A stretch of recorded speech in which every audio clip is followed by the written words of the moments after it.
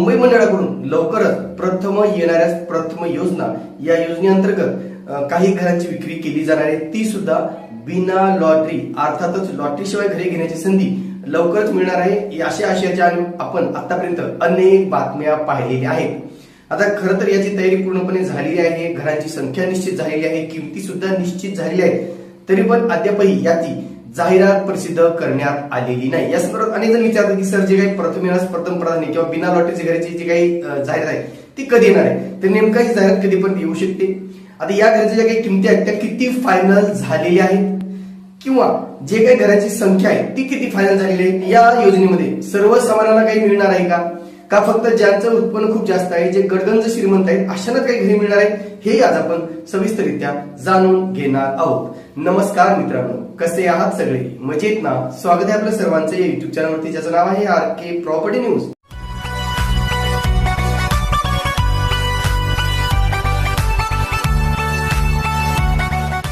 जी काही योजना आहे ती जाहीर करू असं म्हाडाने अगोदर सांगितलेलं होतं आणि त्याच्या संदर्भात जी काही तयारी आहे ती पूर्णपणे झालेली आहे.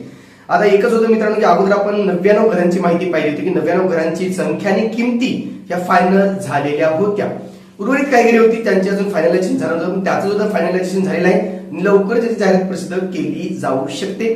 आता निवडणुकीच्या पार्श्वभूमीवर, आचारसंहितेच्या पार्श्वभूमीवर काय निर्णय घेतला जाईल हा म्हाडाचा मुद्दा आहे. पण सध्याची काही बातमी आलेली आहे ती लोकसत्ता या वृत्तपत्रामध्ये आलेली बातमी आहे. तर त्याच्यामध्ये घरांची किमती, काही घरांची किमती ह्या ठीकठाक म्हणजे आवाक्यात आहेत, पण काही घरांची किमती ह्या वाढवण्यात आलेल्या आहेत. आता पहिली गोष्ट लक्षात घ्या मित्रांनो, ही जी काही योजना आहे माझ्या खरं तर सर्वसामान्यांसाठी नाही असंच म्हणावं लागेल किंवा असं म्हटलं तरी वावगं ठरणार नाही, कारण ह्यातील घराची किमती या करोडो रुपयामध्ये आहे. पण तिथेच काही घरे मात्र ही सर्वसामान्यांच्या आवाक्यामध्ये सुद्धा असणार आहेत, ज्याची किंमत अवघ्या 36,39,40 रुपयापासून असणार आहे. म्हणजे 36 लाखामध्ये घरे घेण्याची संधी सुद्धा तुम्हाला या योजनेत मिळणार आहे. तिथेच तुम्हाला 7-7 कोटीचे घरे सुद्धा या ठिकाणी उपलब्ध केली जाणार आहेत.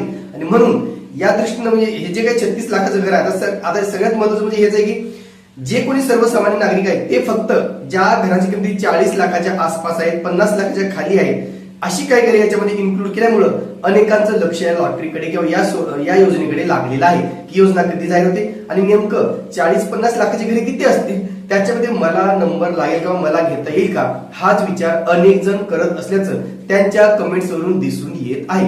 आणि म्हणून जे काही करोडची घरे ती जरी बाजूला शिकली तर काही घरे शिल्लक बोटावर मोजण्या एवढी घरे असणार आहेत जी 40-50 लाखाच्या आसपास असणार आहे. जसं मी सांगितलं की 36 लाखापासून काही घरे उपलब्ध केली जातील असं त्या वृत्तामध्ये सांगण्यात आलेलं आहे.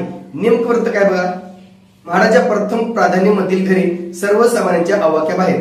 तारदेवमधील घर 7 कोटी 58 लाखात, जुळतील घर 5 कोटी 38 लाखात. आता जे काही हायर लेवलची घरे होती त्याच्यामध्ये बऱ्याच प्रमाणात मागच्या लॉटरीपेक्षा यावेळेस वाढ करण्यात आल्याचं सांगण्यात आलेलं आहे.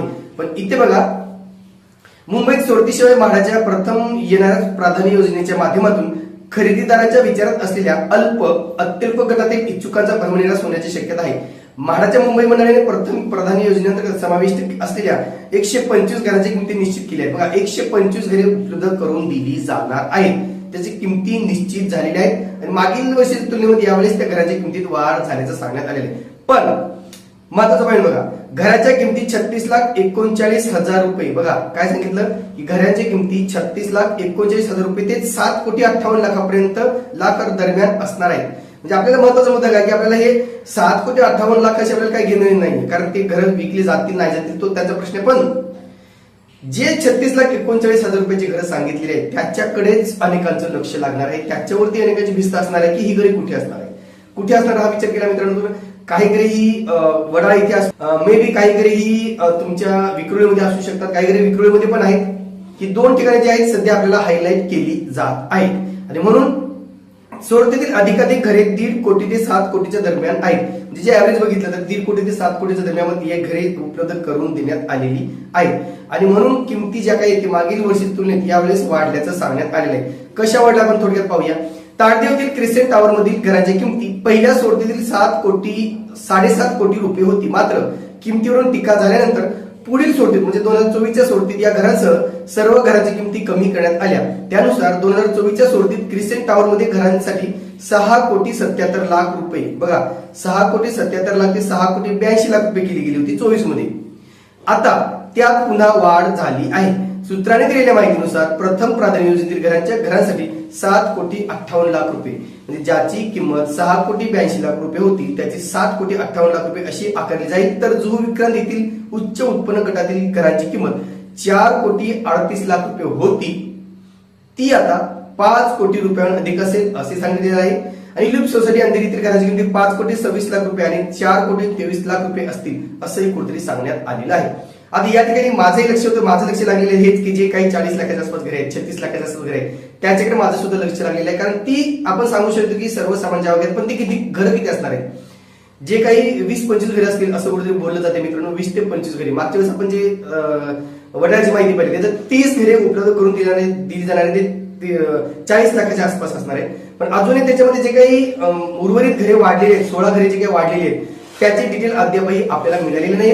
पण ते डिटेल मी लवकर घेऊन त्याची माहिती घेऊन येणार आहे जेणेकरून जी घरे 40 लाखाच्या आसपास आहेत ती नक्कीच सर्वसामान्य अर्जदार घेऊ शकेल अशी कुठेतरी शक्यता वर्तवली जात आहे. तुर्तास जाहीर कधीपर्यंत प्रसिद्ध होईल तर याच्या संदर्भात अजून म्हाडाकडून कुठले भाष्य केले नाही की लवकरच करू एवढं लवकरच जाहीर प्रसिद्ध केली जाईल एवढं सांगितलं जात आहे. पाहूया नेमका या सध्या निवडणुकीच्या धामधुमीमध्ये ही जाहीर खरंच प्रसिद्ध केली जाते का आणि केली गेली असेल तर नेमकं त्यासाठी काय विशेष परवानगी घ्यावी लागणार आहे किंवा ज्या काही अटी असतील ज्या काही शर्ती असतील ते काय असणार आहे हे आपण लवकरच पाहणार आहोत. तुर्तास मित्रांनो इथेच थांबतो. पुन्हा भेटूया एका नवीन व्हिडिओसह.